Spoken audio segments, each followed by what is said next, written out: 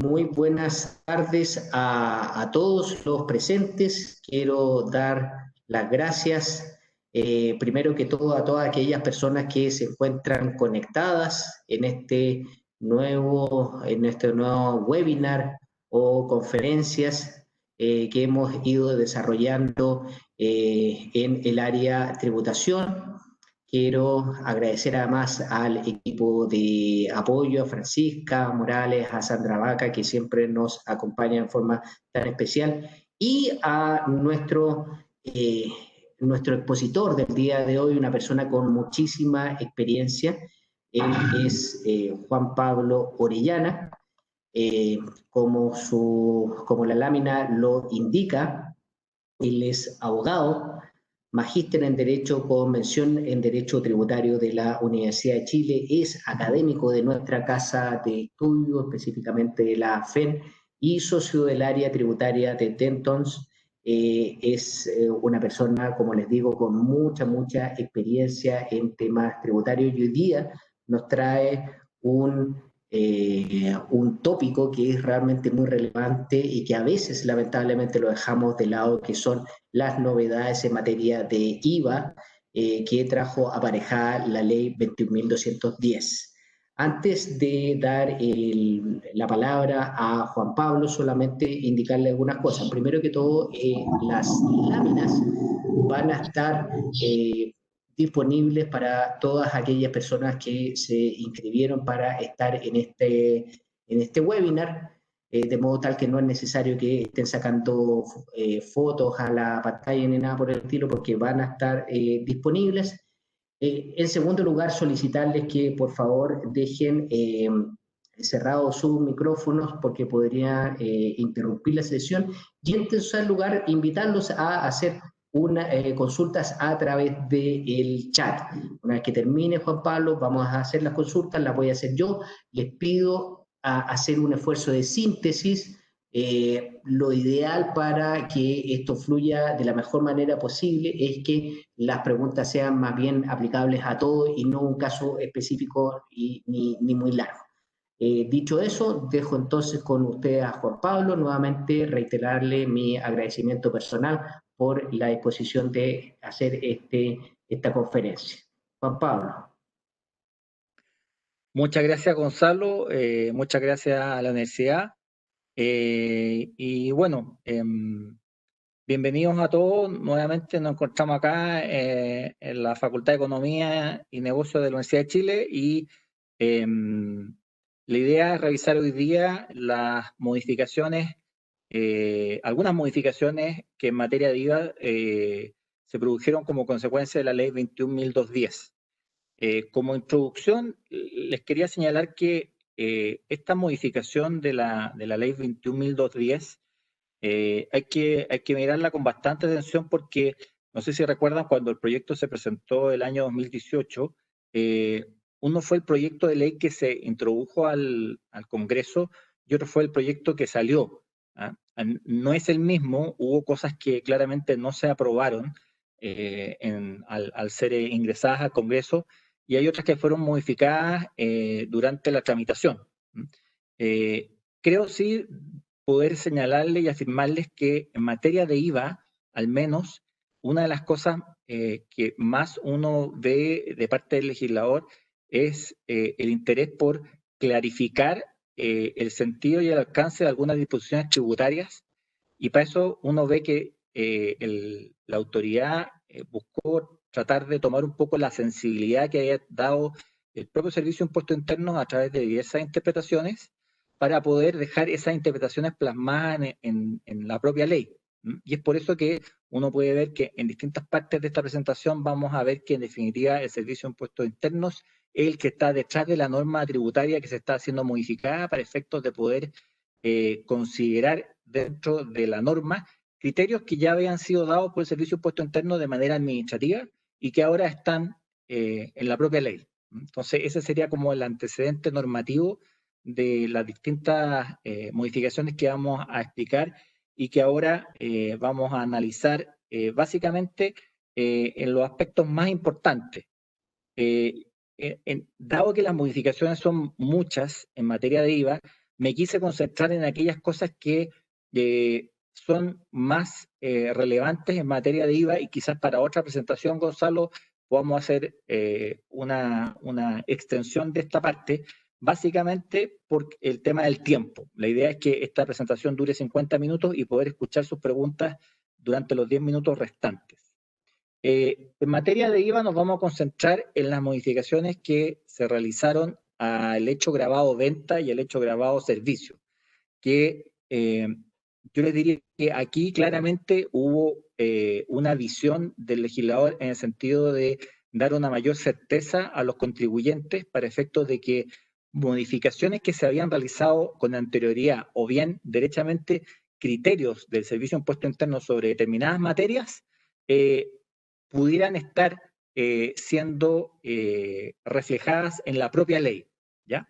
Entonces, desde ese punto de vista, vemos que en el hecho, tanto en el hecho grabado venta como en el hecho grabado servicio, existe novedades en materia de IVA.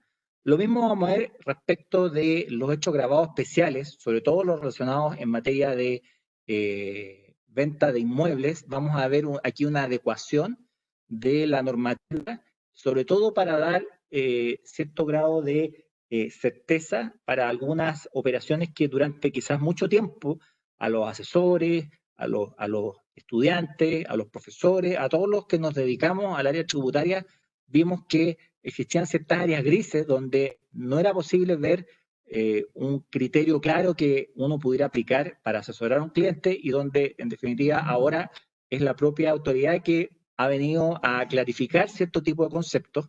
Obviamente, uno cuando corre una barrera siempre es posible entender que no es lo suficientemente clara esa barrera para poder eh, dar claridad a todos de, en definitiva, en qué casos se aplica.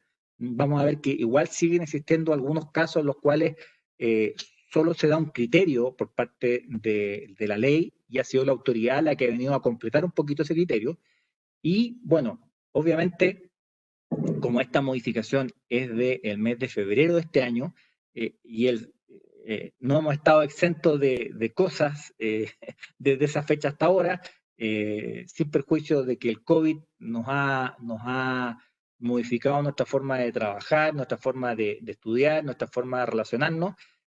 Obviamente han existido bastantes normativas tributarias de emergencia a propósito de esta situación de pandemia. Entonces, eso también ha dado lugar a trabajo por parte del Servicio de Impuestos Internos, quien ha tenido que tomar la batuta y ponerse al día. Y es por eso que existen normativas administrativas, circulares, resoluciones que se han dictado en materia de IVA, pero todavía queda por dictarse. De hecho, ayer salió publicada para los comentarios de los contribuyentes una circular en materia de impuesto a la renta, la circular general, y todavía quedan otras múltiples situaciones especiales como renta presunta o impuestos especiales, donde todavía no se ha dictado ninguna interpretación administrativa de carácter general. Entonces, van a existir nuevas interpretaciones, y esto es, como ustedes saben, quien se dedica a tributario tiene que estar estudiando todo el tiempo, porque este es un tema que es bastante dinámico. Y en materia de base imponible también vamos a ver que existen novedades en materia de IVA, porque el legislador también introdujo algunas precisiones, y yo le diría que más que nada simplificaciones en materia de hecho grabado IVA, sobre todo en materia de inmuebles, porque quizás antiguamente, cuando el hecho grabado venta de inmuebles no era tan genérico, o no era un hecho grabado general, sino que estaba asociado solamente a las empresas constructoras, era más sencilla su aplicación. Y hoy día la verdad es que hay dos artículos dentro de la ley del IVA que se refieren básicamente a la situación de la base imponible del IVA, que es el artículo 16 letra G y el artículo 17. Y finalmente en esta presentación vamos a hacer algunas menciones respecto a el crédito fiscal IVA. Vamos a ver que aquí el legislador se preocupó de una situación que es bastante recurrente para los contribuyentes y que se da en el caso del crédito fiscal IVA, para dar cierto grado de certeza, no solamente respecto de desde qué momento el crédito fiscal IVA está registrado, sino que además cierto grado de regulación más específica en materia de cuánto tiempo tiene el Servicio de Impuestos Internos para revisarme y cuánto es lo que yo debiera esperar para efectos de tener cierto grado de certeza en materia de crédito fiscal IVA. Y finalmente, para terminar esta presentación, vamos a ver la situación del 27 bis, que más que nada busca hacer un alivio a la situación de los contribuyentes en el sentido de disminuir los plazos para que el contribuyente tenga acceso a la devolución del 27 bis y dar cierto grado de certeza en algunos proyectos, sobre todo los de larga duración, donde uno ve que en la práctica existían situaciones que se daban donde no era clara cuál era la interpretación que debía darse para efectos de tener derecho al 27 bis, y hoy día lo que buscó el legislador es dar cierto grado de claridad. Entonces, partamos por lo que se refiere al hecho grabado venta en el artículo 2 de la Ley de Impuesto a la Renta. Como les mencionaba Gonzalo, esta presentación va a estar a disposición de todos ustedes. Cuando termine esta presentación yo se la voy a mandar por mail a Gonzalo y por lo tanto para que ustedes tengan acceso a ellas. Aquí está la reglamentación que existe hasta hoy día. Obviamente esto va a cambiar, pero por lo menos hasta hoy día estas han sido las circulares y resoluciones que ha dictado la autoridad tributaria en materia de impuestos de valor agregado y que ya tenemos un contingente no menor y va a seguir esto aumentándose porque como les señalaba, hay cosas que todavía el Servicio de Impuestos Internos no ha reglamentado y obviamente en cualquier minuto esto va a subirse si es que es una circular y va a sacarse la resolución correspondiente si es que es una resolución. Y obviamente consultas, lo más probable es que vayan a haber muchas de parte de los distintos contribuyentes, porque para los casos concretos siempre es la consulta particular en la que puede ilustrar mejor la situación que en concreto se dé la aplicación de la norma tributaria. ¿Ya? En materia de venta de inmuebles, aquí vemos claramente que el legislador lo que quiso es precisar el sentido y alcance de la norma, que ya ha sido objeto de modificación con la ley 20.780. ¿Se recuerdan? Se incluyó en esa normativa, el año 2014, se incluyó la venta de inmuebles y la redacción de la norma no quedó tan bien como uno hubiera querido, y la verdad las cosas que se dio lugar a cierto grado de interrogante, sobre todo en materia de redacción de la norma, porque la norma, si bien hablaba o se refería a la venta de inmuebles, por otra parte hablaba de una exclusión de los terrenos, lo que era más propio de determinar la base imponible más que del hecho grabado. Y en esa labor de redacción de la norma, la verdad es que no quedó tan perfecta como uno hubiera estimado conveniente, sobre todo para después no tener dudas o conflictos, sobre todo para efectos de determinar, bueno, cuando yo vendo un inmueble, vendo los inmuebles y las construcciones que hay sobre ella. Entonces, las dudas que aparecen ahí son claramente si es que se trata de un solo hecho grabado venta o si bien como estoy vendiendo dos cosas, el terreno más las construcciones, se trata de un hecho grabado de un doble carácter. Por una parte el terreno que está exento y por otra parte las construcciones que están grabadas. Eso hoy día queda sumamente claro porque hoy día el hecho grabado es un hecho grabado compuesto. Si se acuerdan, el hecho grabado puede incluir varios hechos generadores de la obligación tributaria. Y aquí lo que la norma incluyó y que venía de antes por la interpretación del Servicio de Impuestos Internos era señalar que se trata de la venta de inmuebles construidos. Esa es la adecuación que hoy día hace el legislador para efectos de precisar el sentido y alcance de la norma. Es decir, la norma ya no se refiere a inmuebles excluidos los terrenos, sino que habla derechamente de inmuebles construidos. Por tanto, tengo que completar básicamente dos elementos. En la parte del terreno y la parte de las construcciones, para poder estar frente a un hecho grabado de venta en el caso de los inmuebles. Como dato, ustedes saben que en un comienzo la ley del IVA, el decreto de ley 825, no se refería a los inmuebles, y estos se incluyeron recién el año 87, cuando se incluyó a la actividad de la construcción como una actividad que era un acto de comercio, y además se incluyó como una actividad que era grabada con IVA.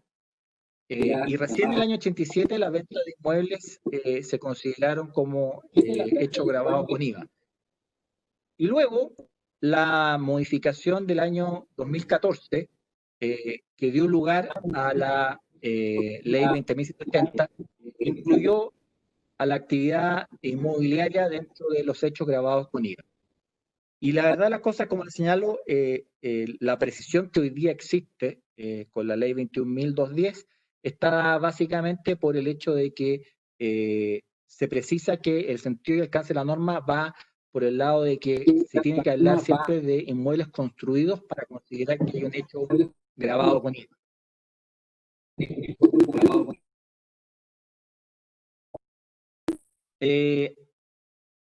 Y el hecho grabado también se completa en la medida que la venta del inmueble construido sea realizada por un vendedor, ¿ya?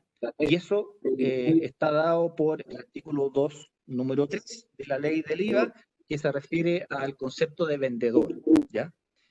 Vamos a verlo a continuación, pero antes debo manifestarles que esta interpretación que les hago ahora de todo lo que sucedió desde que la ley se modificó, en un principio fue tratado por el Servicio Interno a través de la circular 42, donde básicamente se vino a aclarar la situación de que se refería la norma a la venta de un inmueble construido. Eso es lo que la norma debió haber dicho, más allá de que dentro de la mecánica de la aplicación de la ley del IVA se debe excluir el terreno, ¿ya? Y hoy día lo que tenemos es que hay una circular vigente y que ya está publicada, y que es la circular 37, que regula la situación de la venta de un inmueble construido, y se refiere justamente a la situación de las construcciones y los terrenos, para efectos de clarificar que la venta es una venta afecta si se trata de la venta de un inmueble construido. No es que estén tratándose de dos operaciones, que por una parte hay una venta afecta y una venta no afecta, por tratarse de dos cosas, sino que la norma dice, ¿sabe qué? En la medida que existan construcciones, voy a estar frente a un hecho grabado, y en la medida que no existan construcciones y por lo tanto exista solamente un sitio de eriazo, como usualmente se le ha conceptualizado, en ese caso no voy a tener un hecho grabado con IVA, independiente que no haya base imponible, porque la mecánica de la base imponible dice relación con cómo determina la obligación tributaria. El hecho grabado, que está en el artículo 2, se refiere a qué cosas son las que están grabadas con IVA. Y en este caso, la norma clarificó que el hecho grabado es la venta de inmuebles construidos, ¿ya?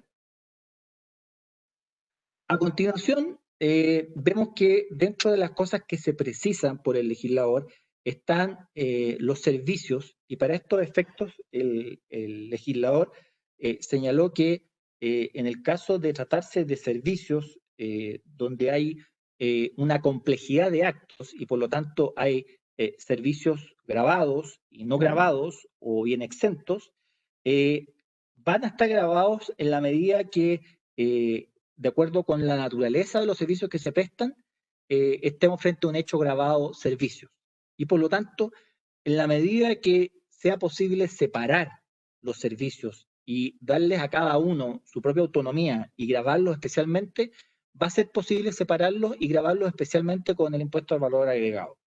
Esto es algo que, como ya les había señalado antes, el propio Servicio de Impuesto Interno ya se había encargado de señalar de manera administrativa, donde en definitiva señaló que como criterio para poder tener idea de cómo grabar con IVA los servicios hay que estarse a la naturaleza de esto. Y obviamente, más allá de lo que formalmente uno pueda decir, las cosas son lo que son por su naturaleza, más allá de lo que las partes digan o lo que se pongan al contrato. Y para estos efectos, el legislador quiso dejarlo aquí en la propia ley para que los contribuyentes pudieran aplicarlo.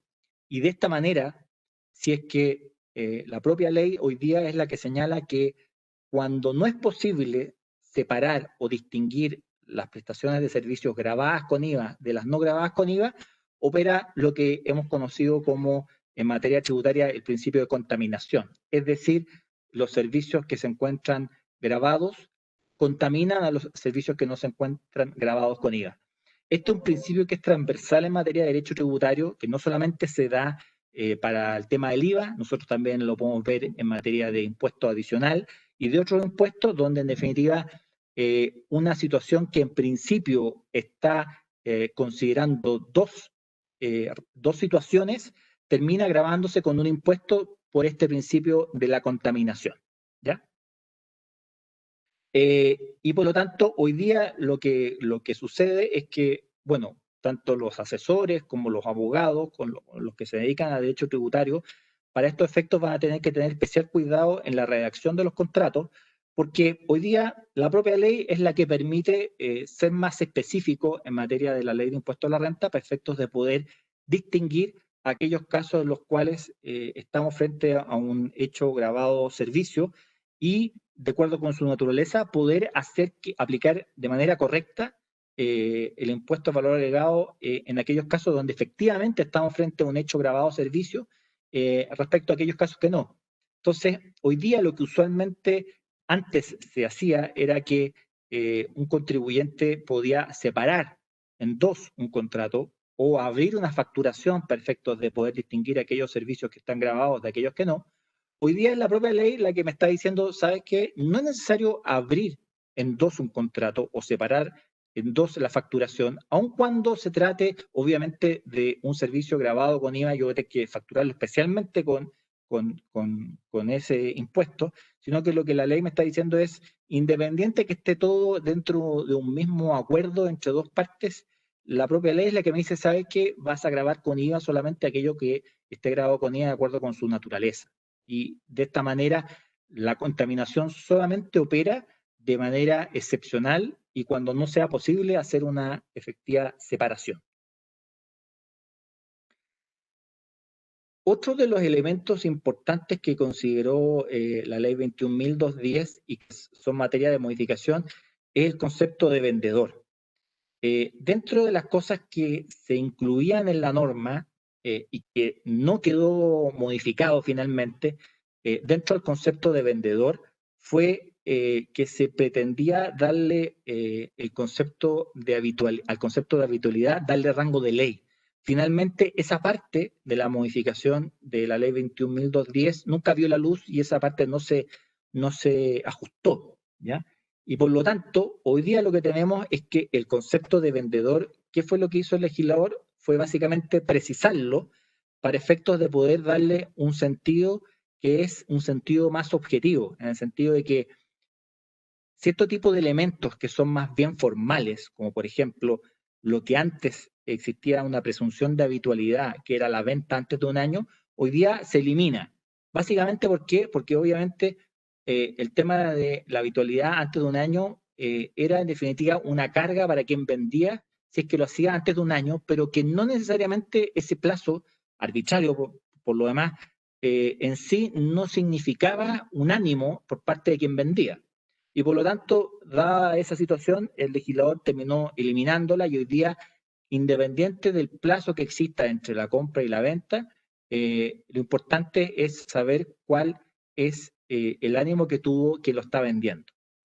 Lo mismo respecto de la situación de la transferencia de inmuebles que es realizado por contribuyentes con un giro inmobiliario efectivo. En este caso, esta norma también es eliminada de la ley del IVA en materia del concepto de vendedor y por lo tanto hoy día lo que siguen existiendo son los conceptos generales de lo que se entiende por vendedor y por vendedor debemos entender aquella persona que realiza una venta producto del ánimo que tuvo al comprar.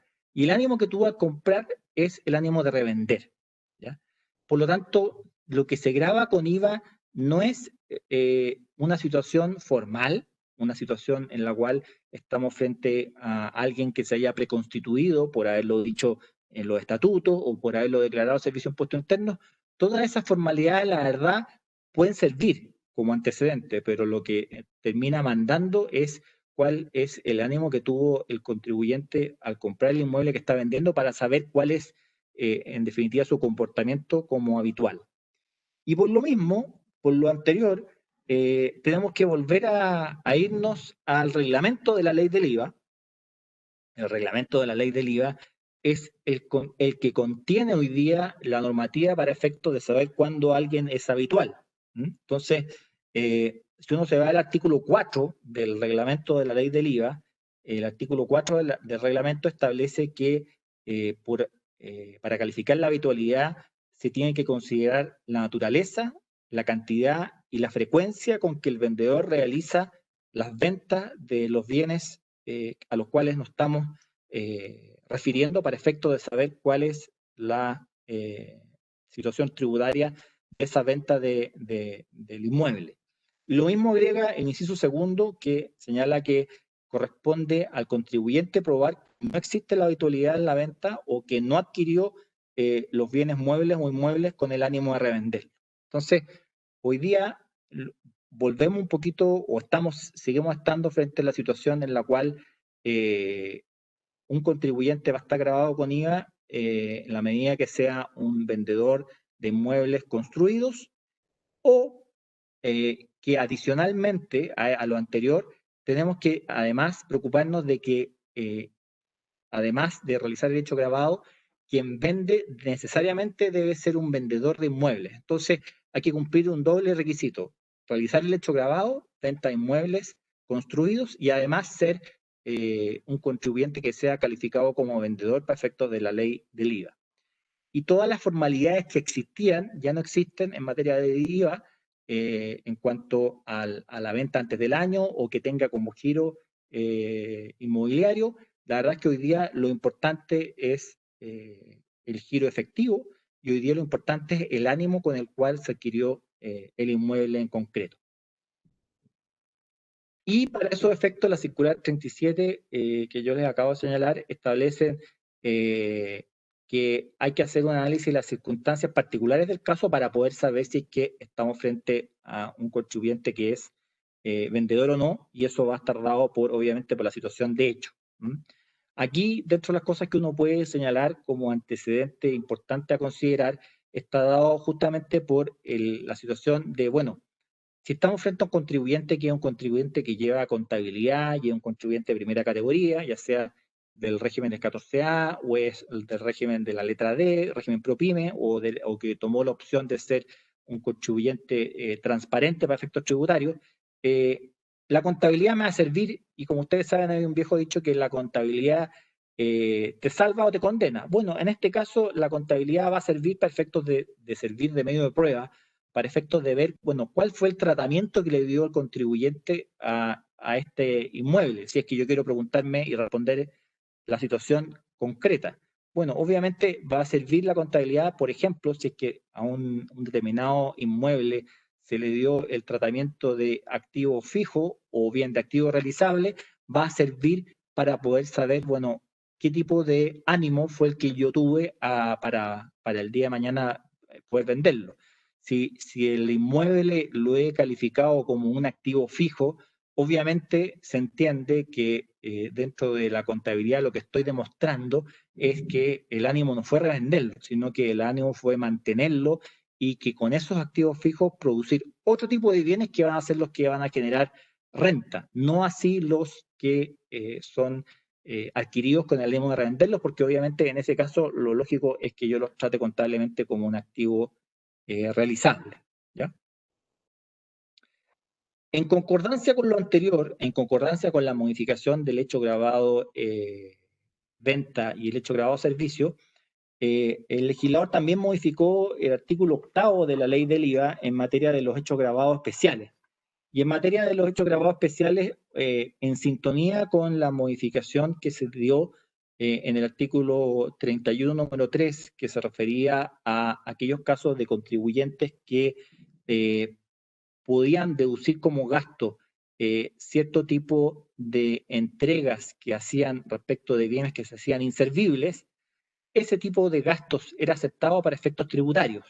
Bueno, por lo mismo, la ley lo que vino acá es a hacer la complementación para efectos de que si bien eso era aceptado como gasto, la disposición de estos bienes no da lugar a la pérdida del uso del derecho de crédito fiscal por la entrega gratuita de estos bienes que han sido soportados y que se han vuelto inservibles, y que la ley me permite en este caso distribuirlos y que sean considerados como gasto necesario, y además me dan derecho a crédito fiscal y no voy a perder obviamente el crédito fiscal en su adquisición, sino que lo que sucede es que por una situación posterior a su adquisición, estos han perdido su función económica y por lo tanto la ley me permite deducirlos como gasto y además que no perder el derecho a crédito fiscal que tengo sobre esto.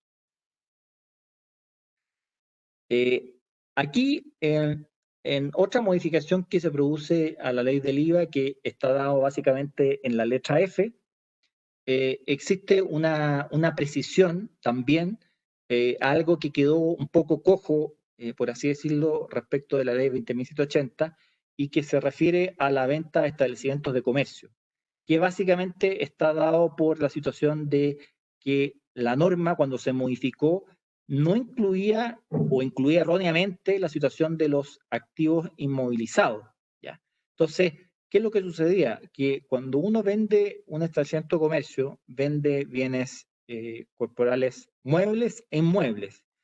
Y lo que la norma no se refería era que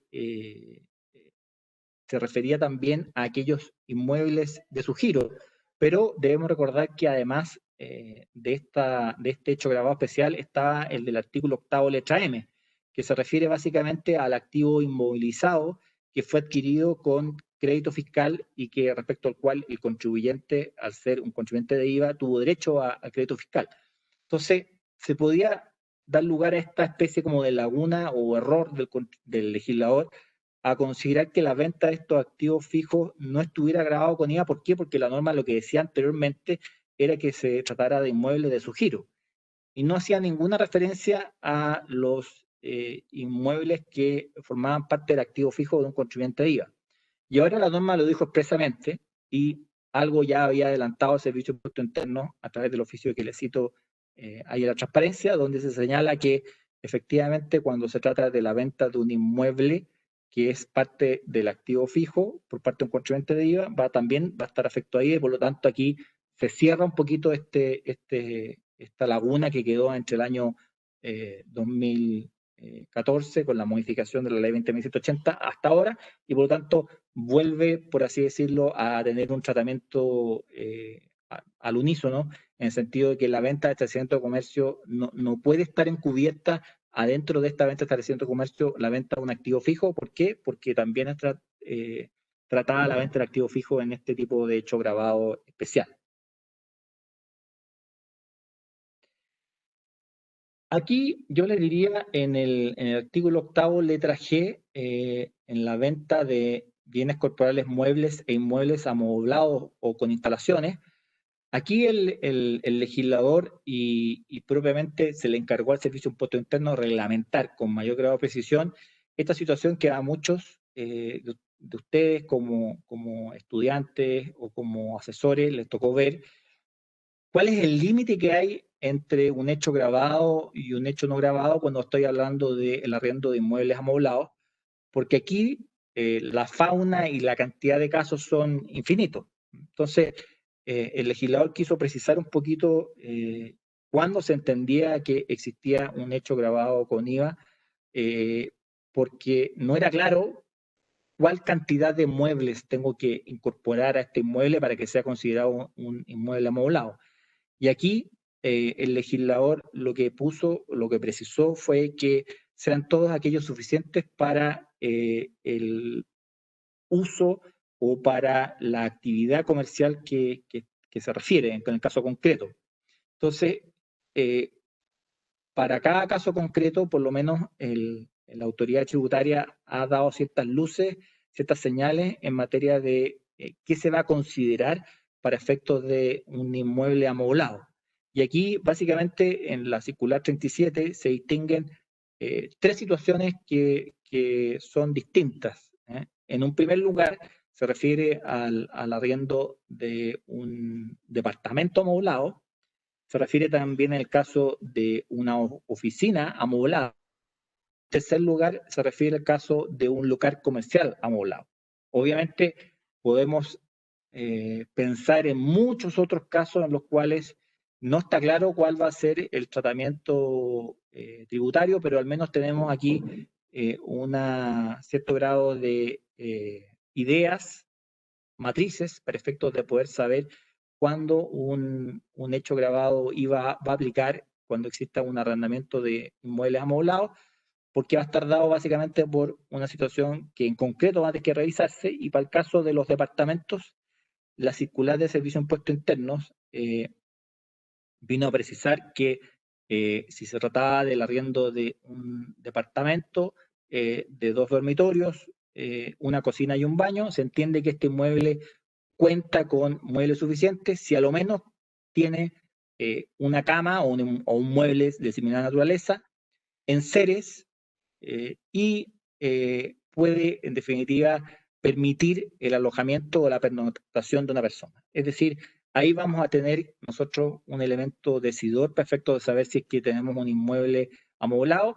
La posibilidad de pasar la noche en este inmueble va a ser, en definitiva, lo que va a hacer la bisagra para poder saber si es que estamos frente a un inmueble amoblado o no. ¿Ya?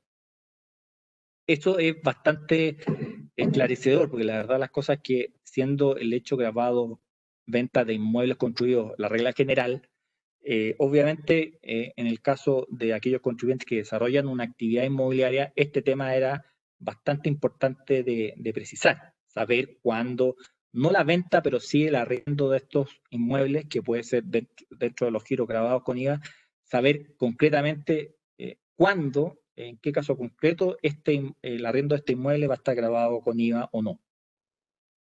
Adicionalmente, la autoridad tributaria, a través de esta circular 37, se pone en el caso de el arriendo de oficinas, y para esos casos la ley, o sea, la circular lo que ha precisado es que debe tratarse de un contribuyente que debe tener a lo menos un escritorio, una silla o un lugar donde guardar o custodiar documentos para el uso de esta oficina y para la realización de reuniones o para el apoyo de computadores, impresoras, etc. Esto sigue siendo criterios genéricos que obviamente vamos a tener que pasar por el sedazo del caso concreto para poder saber si es que va a estar grabado con IVA o no, pero aquí ya por lo menos tenemos un criterio que es importante a tener presente para efectos de poder saber cuándo algo está grabado con IVA o no, que es harto más preciso a lo que existía antes.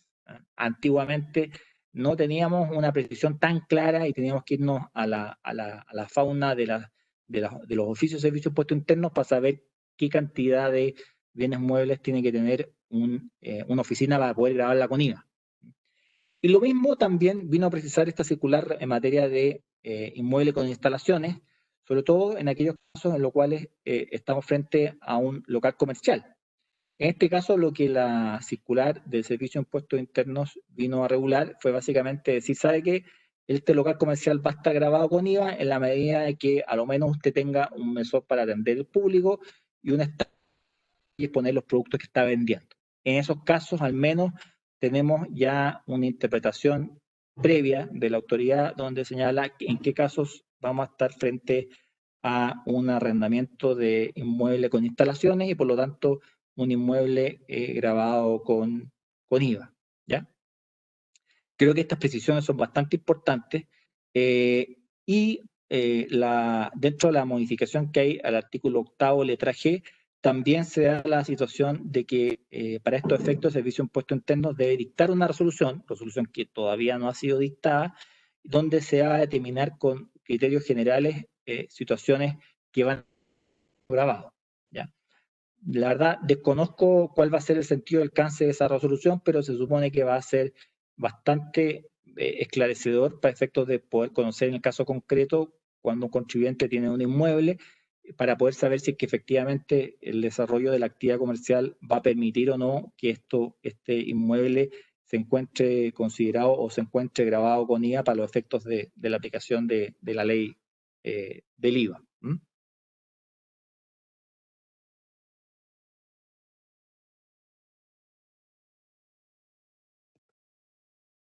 Dentro de la modificación también se incluye el artículo 8º, letra L, que básicamente es para reforzar el concepto de que en los contratos de arriendo con opción de compra se suprime de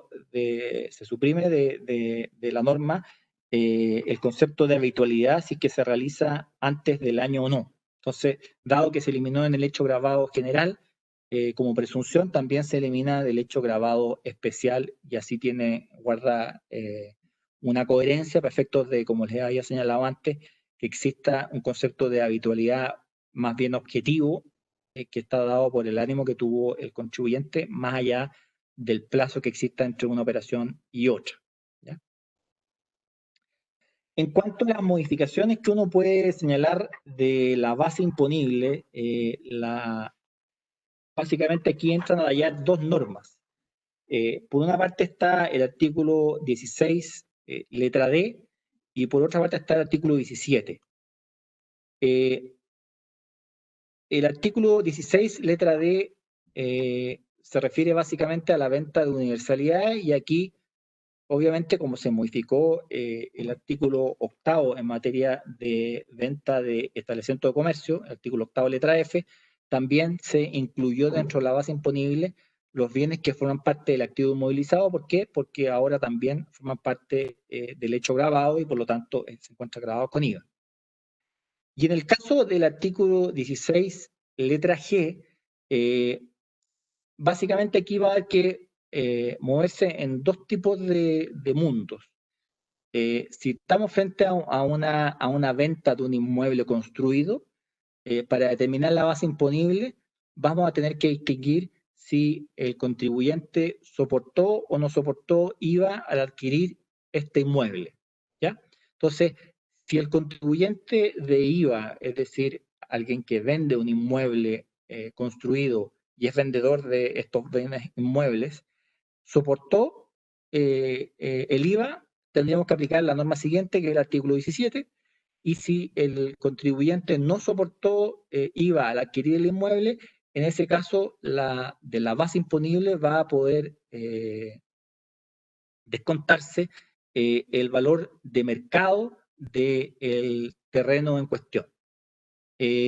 Aquí la norma lo que hizo fue básicamente eliminar el concepto de inmueble usado y por lo tanto se aplica a cualquier tipo de venta de inmuebles y la norma por lo tanto vino a simplificar un poquito aquí la redacción para efectos de poder permitirle al contribuyente que descuente aquellos valores que correspondan a valor comercial que tenga al momento de la venta.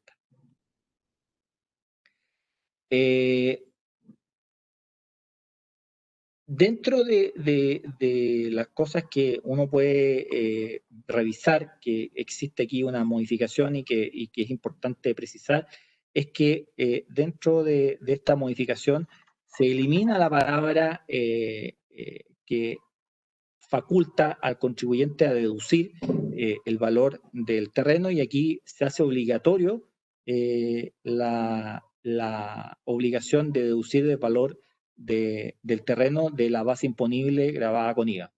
Entonces, esto es importante tener presente porque como la norma antes hablaba de esta potencialidad o de esta facultad, se podía dar a interpretación que un contribuyente, dado que podía o no rebajarlo, dependiendo de la situación de crédito fiscal IVA y dependiendo del flujo de caja que esperara tener, pudiera ser que le conviniera deducir el valor del terreno o pudiera ser que no le conviniera y en ese caso podría no deducirlo.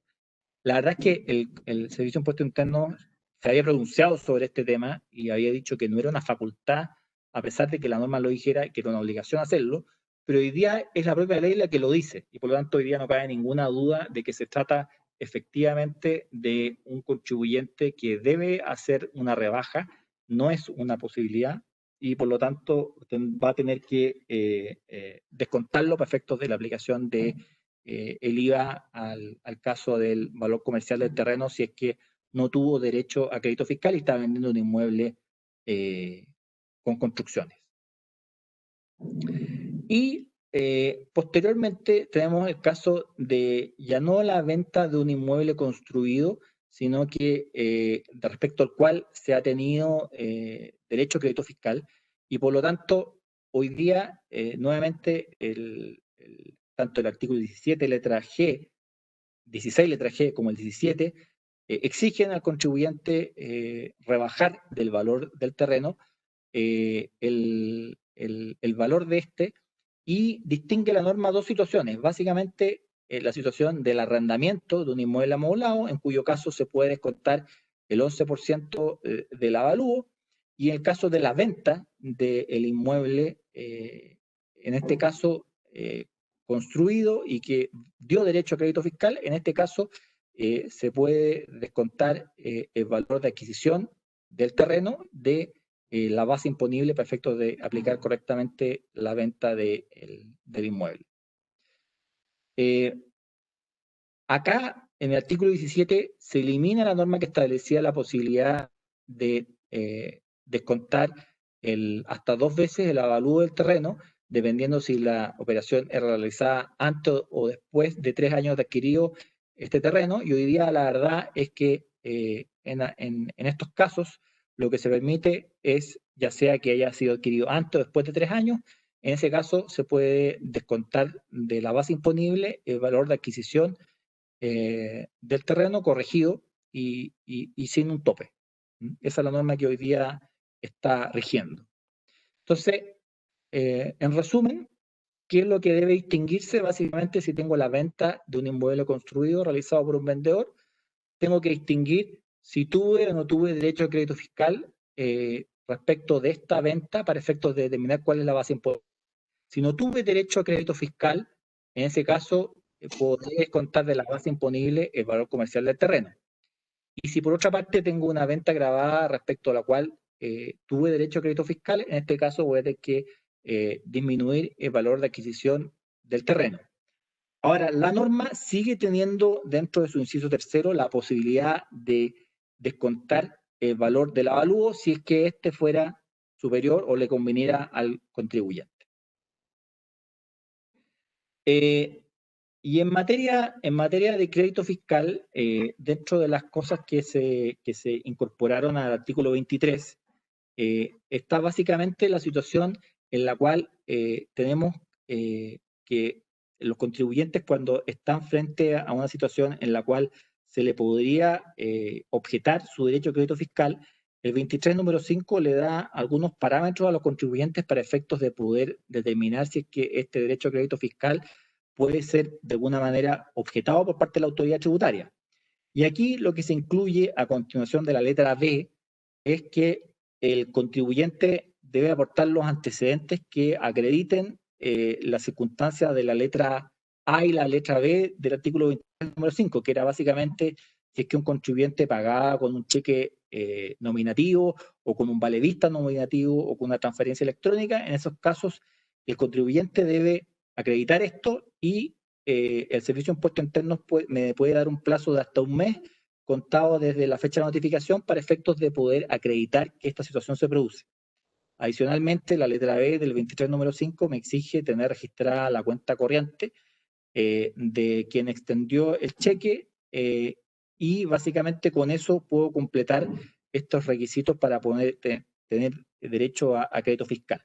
Y la norma lo que viene a hacer básicamente es a darme un plazo en caso de requerimiento para efectos de poder determinar si es que esta factura que ha sido pagada de esta manera es o no falsa o no fidedigna, en cuyo caso el Servicio de Impuestos Internos, si ejerce esta facultad y el contribuyente no da respuesta, la factura va a ser considerada no fidedigna y por lo tanto no va a dar derecho a crédito fiscal.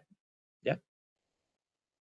Adicionalmente, dentro de las modificaciones que hay de la ley del IVA, el artículo 23, uno puede ver la situación de algunos contribuyentes, sobre todo aquellos casos en los cuales estamos frente a una situación futura que no se va a saber a ciencia cierta, que es, por ejemplo, en el caso de el derecho de crédito fiscal, en el caso de las empresas constructoras que a futuro venden y que no saben a ciencia cierta cuál es la situación de ese IVA. Por ejemplo, tenemos el caso de que la venta futura sea realizada, en cuyo caso la venta va a ser una venta no afecta, o bien el caso antiguo que en la ley 2780, no sé si recuerdan que la ley permitía no afectar con IVA en aquellos casos de venta de inmuebles promesados, respecto a los cuales se haya celebrado una promesa de compra-venta y que hayan sido realizadas antes de que la norma de la ley 2780 entrara en vigencia. Entonces, para estos casos, el contribuyente tiene un derecho y que es que este crédito fiscal IVA sea considerado un crédito fiscal provisional.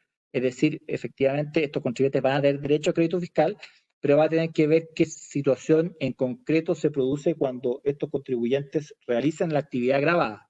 Y por lo tanto, si es que después, cuando en definitiva comienza su facturación, se dan cuenta que este crédito fiscal, que ya es un crédito fiscal proporcional, crédito fiscal provisional, perdón, ya ha sido aceptada, bueno, va a tener que generarse un débito fiscal por este IVA, y ese débito fiscal va a ser considerado como un gasto para efectos tributarios desde el punto de vista de la ley de impuesto a la renta. Y a continuación, y con esto termino mi exposición y podemos pasar a las preguntas que ustedes tengan, está la situación del artículo 27 bis, que básicamente, como ustedes recordarán, se refiere a la situación de la venta de un inmueble que, en este caso, tenemos un inmueble que ha sido construido por una empresa o que ha sido construido para la empresa y respecto al cual tradicionalmente debe esperar un plazo de 6 meses para tenerlo acumulado. En este caso, la ley 21.210 lo que hizo fue reducir este plazo de 6 meses a 2 meses para efecto de poder su devolución, y dentro de las cosas que se permite aclarar el legislador, está una situación que no sé si les tocó alguna vez, cuando se trata de un contribuyente de la ley del IVA que ha realizado una construcción a largo plazo o que tiene un periodo de duración bastante largo, se da la situación en la cual hay distintos tipos de etapas en las cuales este inmueble puede ser recibido o recepcionado.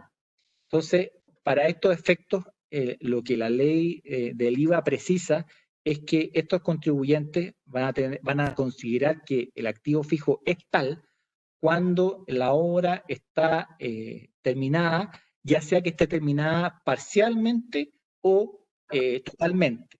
Entonces, aquí lo que la ley me hace es un poco flexibilizar el concepto de activo fijo, que nosotros podemos ver que en la interpretación de servicio de impuesto interno se daba mucho para los que les tocó alguna vez revisar la situación del 27 bis. Se dio la situación de que en algunos casos se entendía que no existía un activo fijo mientras no se produjera la recepción final de la obra. Obviamente, cuando es una obra que es muy larga, eso significaba esperar la recepción final, y eso podía hacer esperar bastante tiempo.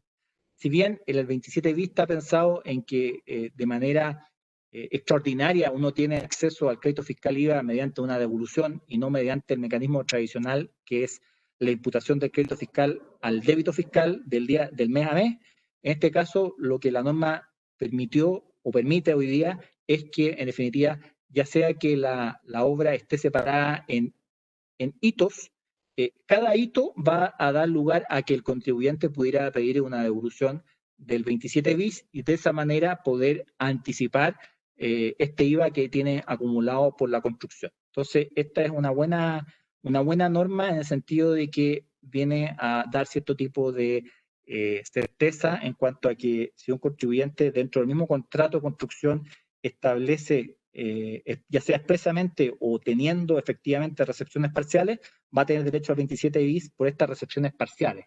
Lo que antiguamente podía dar lugar a que, en definitiva, el Servicio de Impuesto Interno no me devolviera el IVA, hoy día por lo menos está muchísimo más claro en la redacción del 27 bis.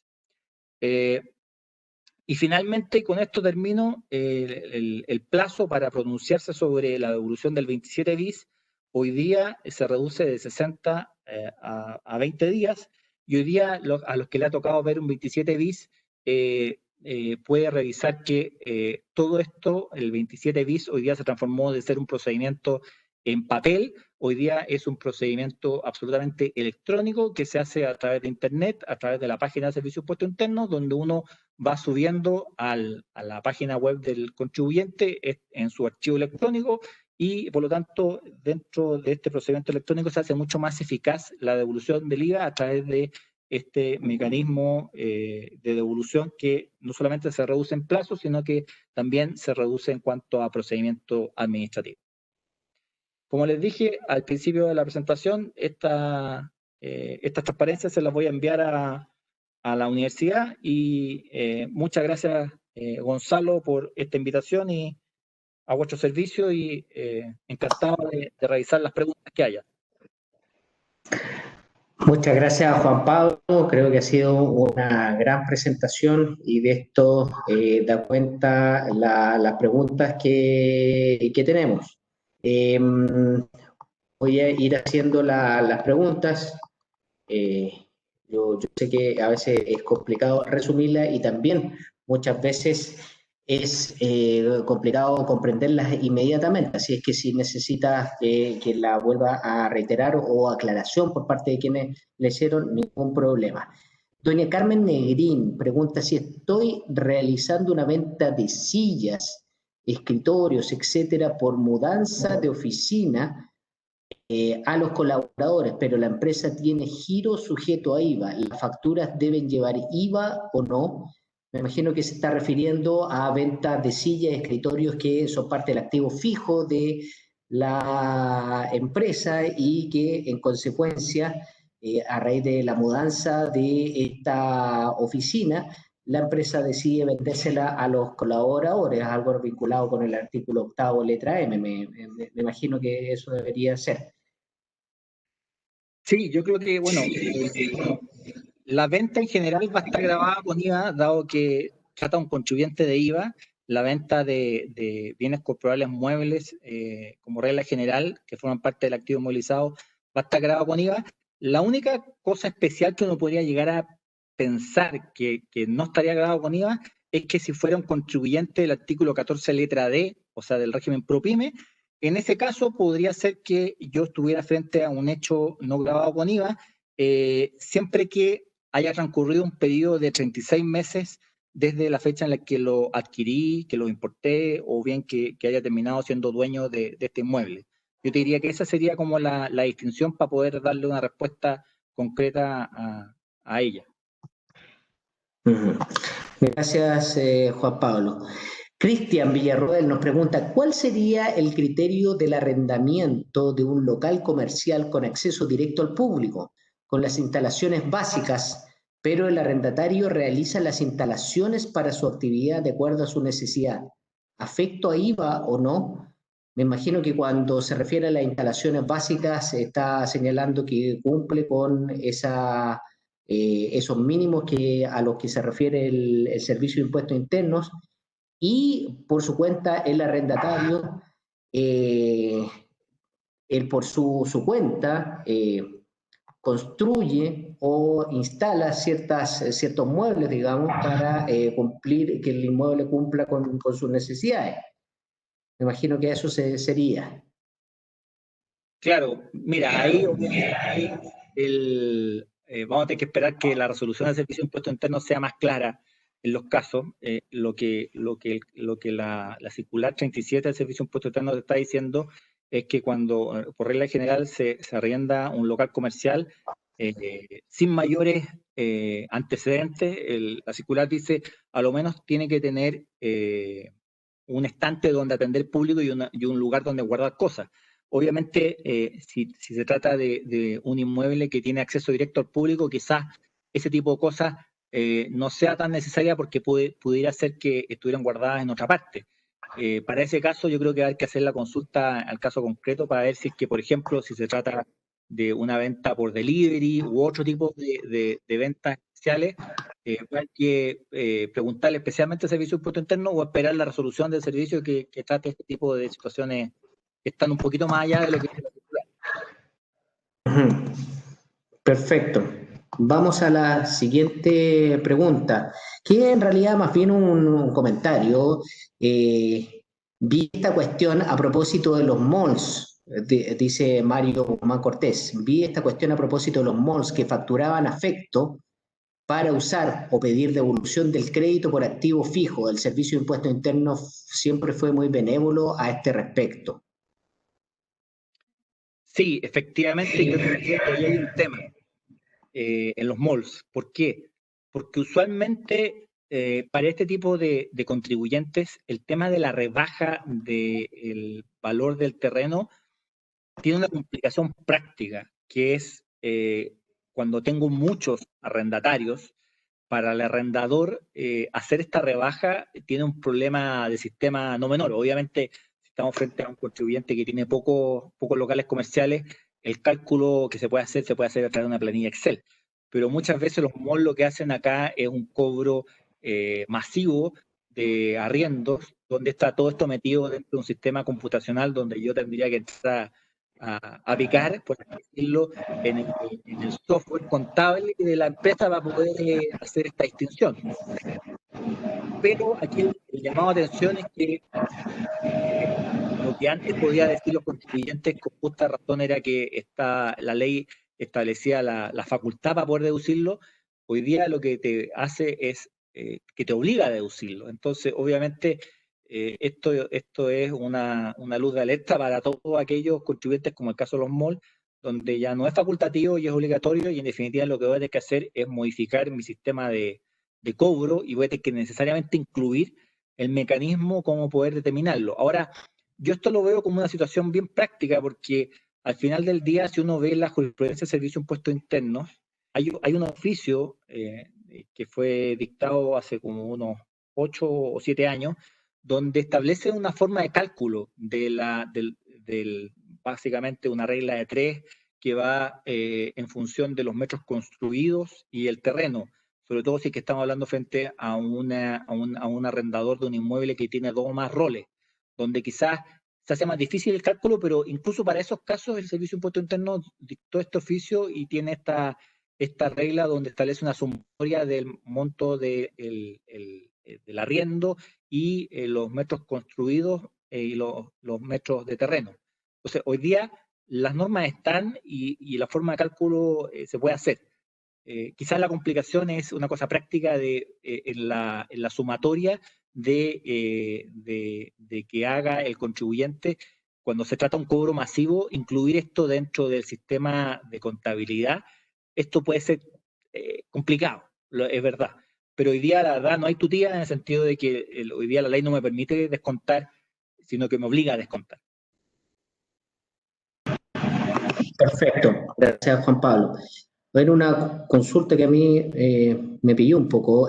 Carmen Espinosa pregunta, ¿un DFL2 arrendado con muebles debe igual aplicar IVA? No sé si tú has visto el caso, Sí, Juan. no veo por qué no aplicarlo con IVA si es que se trata de un inmueble amoblado. La verdad, ahí la norma no distingue y va a tener que grabarlo igual con IVA si es que cumplo con lo que dice la norma, que se trate de un inmueble que tenga una cama o que permita la pernoctación de una persona, va a estar igualmente grabado con IVA. Ujú.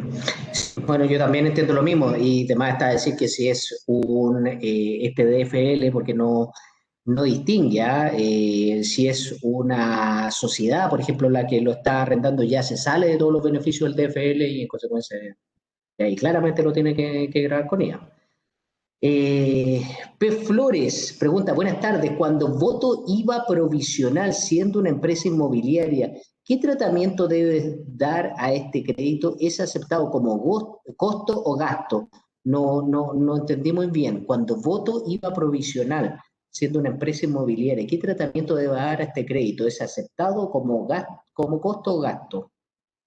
Sí, no, sí, o sea, a lo que va él es básicamente, en el caso de una constructora que tiene este crédito fiscal IVA provisional y que lo tiene reconocido como crédito fiscal IVA, pero después genera débitos fiscales no afectos o no grabados, la pregunta es, ¿qué hago con esos débitos fiscales que en definitiva no pude compensarlos con los créditos fiscales?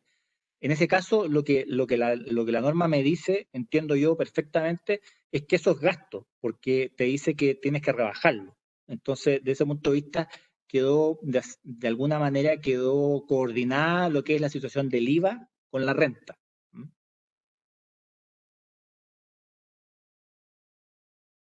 Pregunta, buenas tardes. En el caso de empresas constructoras con ventas solamente exentas de IVA por construcciones de casas con subsidio habitacional, ¿qué pasa con las compras de materiales afectas a IVA y su crédito especial de empresas constructoras? ¿Tiene modificaciones? ¿Tiene derecho a pedirlo? Gracias. Es que, bueno, si estamos frente a un contribuyente que per se está realizando actividades no grabadas y por lo tanto no estamos frente a una situación en la cual uno pueda considerar que uno tiene un crédito fiscal provisional, porque no es que no sepa yo cuál es el tratamiento, sino que lo sé claramente. Yo entiendo que ahí la verdad no debiera tener un crédito fiscal IVA si es que yo tengo la certeza de que todas las ventas van a ser ventas exentas por estar con este beneficio tributario que es la venta con subsidio. Y por lo tanto, yo entendería que ahí no se produce el tema del crédito fiscal provisional, sino que derechamente el crédito fiscal es parte del costo de la obra. Sí, sí, perfecto. Don Felipe Andrés Pau nos pregunta, ¿cómo tributa respecto a IVA la compraventa de vehículos motorizados usados, específicamente automóviles? No sé si hay una modificación ahí, ¿no? Yo por lo menos, que yo sepa, no veo una modificación en ese caso. Sí, yo también entiendo lo mismo, que no hay modificaciones.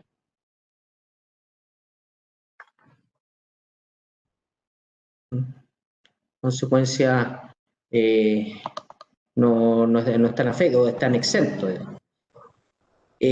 Perfecto. Rodrigo Villavicencio, las multas que se aplican a un proveedor por incumplimiento de un contrato deben ser grabados con IVA.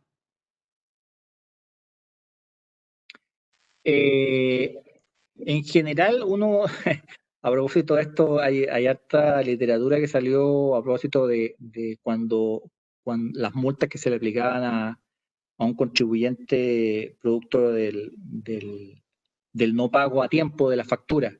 A ver, como regla general, las multas no son hechos grabados con IVA porque no hay una venta y no hay un servicio grabado con IVA. Así que, como regla general, uno debiera señalar que las multas no deberían estar grabadas con IVA porque no son parte del hecho grabado propiamente tal, ni tampoco el hecho grabado servicio del artículo 8º. Entonces, como regla general, uno no debiera grabarlas con IVA y debiera facturarlas, no afecta a IVA.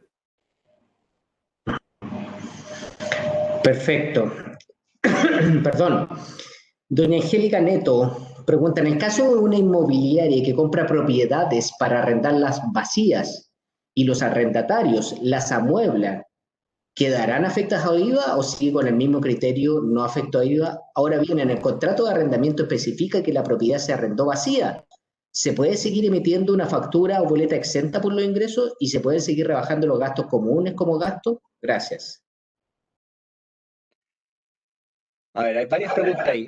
De partida, bueno, recordemos que lo que hizo el legislador no fue modificar el hecho grabado arriendo de inmueble amoblado, lo que hizo fue precisarlo. Por lo tanto, lo que antiguamente era arriendo de inmueble amoblado sigue siéndolo. Lo que pasa es que hoy día tengo cierto tipo de certeza en el sentido de que el legislador dijo especialmente cuando se entendía que estaba grabado con IVA. Obviamente, si los bienes muebles los pone el arrendatario, ese va a ser un arriendo de inmueble no amoblado y por lo tanto va a estar exento de IVA. ¿Ya? Ahora, ojo que independiente que un arriendo sea no afecto, igual debe facturarse porque no sé si recuerdan que desde hace ya bastante tiempo tanto las actividades grabadas como las no grabadas con IVA, el Servicio de Impuesto Interno exige la emisión de un documento tributario. Y es bastante excepcional el caso en los cuales se permite la no emisión del documento tributario en el caso de las actividades no afectas, que creo que es una resolución, que es la 6080, hace unos 10 años, que permite no emitir documento tributario para las ventas no afectas en aquellos casos en los cuales el contribuyente otorga una escritura pública o es un documento autorizado ante notario. Esos serían como los dos casos en los cuales no se permite no emitir un documento tributario de acuerdo con lo que dice el Servicio de Impuesto Interno. Vamos a las últimas dos preguntas. ¿Qué pasa con los intereses por retraso en el pago de la factura con IVA? Sí, bueno, eso se le preguntó al Servicio de Impuesto Interno especialmente y la verdad ahí hay dos posiciones. Uno, si uno entiende la posición del Servicio de Impuesto Interno, estos intereses son intereses por no pagarla a tiempo. Si son los intereses por no pagarla a tiempo de acuerdo con la ley, esos intereses no deberían estar grabados con IVA, ¿ya? Ahora, lo raro ahí es que si son intereses que están pactados, el mismo contrato, con el mismo acuerdo, y en definitiva son más precios, y por lo tanto no son los intereses por incumplimiento, sino que son los intereses correspondientes a una operación que está dada a plazo, obviamente esos intereses van a ser intereses grabados con IVA. Entonces va a haber que distinguir cuál es el origen de esos intereses, si son aquellos que provienen del incumplimiento del pago oportuno, o si son producto del incumplimiento del contrato, que el mismo contrato establece que sean un mayor precio y cuyo gasto estará grabado con ello. Perfecto. Última pregunta y les pido que me disculpen por aquellas que han quedado sin responder, pero por razones de tiempo. Pregunta, Don Egon, ¿la cesión de derechos de un vehículo que se tenía en arrendamiento leasing está grabada con IVA? Ahí claramente la respuesta es no. No, porque la cesión de derechos sigue siendo un hecho no grabado. Recuerden que lo que está grabado con IVA es la venta de bienes corporales muebles, y la cesión de los derechos en el leasing se trata solamente de la cesión de derechos personales y no de la propiedad del automóvil, y por lo tanto la respuesta es no, no debería estar grabado con IVA. Sí, y finalmente una última, para no dejar a nadie sin responder lo suyo. Don Boris Candia nos pregunta, he tenido controversias con el Servicio de Impuesto Interno respecto de la aplicación de IVA en el arrendamiento del domicilio tributario o domicilio virtual. ¿Cuál es su aplicación? Ahí habría que ver qué funcionalidad le ofrece el contrato, qué cosas le ofrece el contrato. Yo he visto distintas cosas que hacen.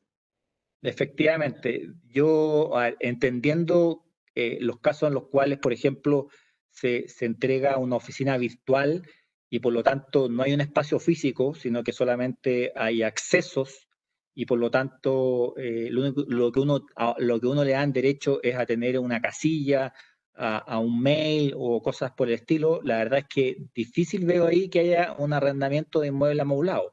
Eso me da derecho solamente a conectividad, pero no es propiamente el inmueble al que hace referencia, por ejemplo, hoy día la circular 37. Claro, claro. Bueno, y muchos agradecimientos. Nos llegan los agradecimientos de Cecilia, que dice muy buena charla. Felipe dice muchas gracias, profesor. Egon dice muchas gracias.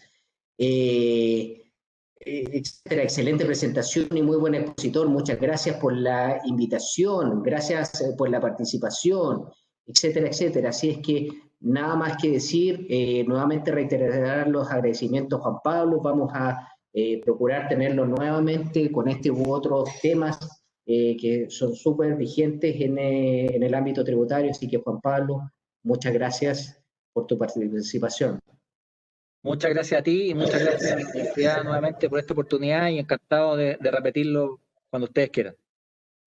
Perfecto, perfecto. Te agradecemos y finalmente a todas las personas que nos están acompañando, recordarles que ya se encuentra a disposición nuestra planilla, nuestra parrilla de diplomados del año 2021 y cualquier duda, consulta respecto a eso, ahí en la presentación tienen ustedes los datos de contacto. Muchas gracias por su presencia, aunque sea virtual, y nos estamos viendo en una próxima conferencia. Juan Pablo, muchas gracias. Francisca, muchas gracias a todos.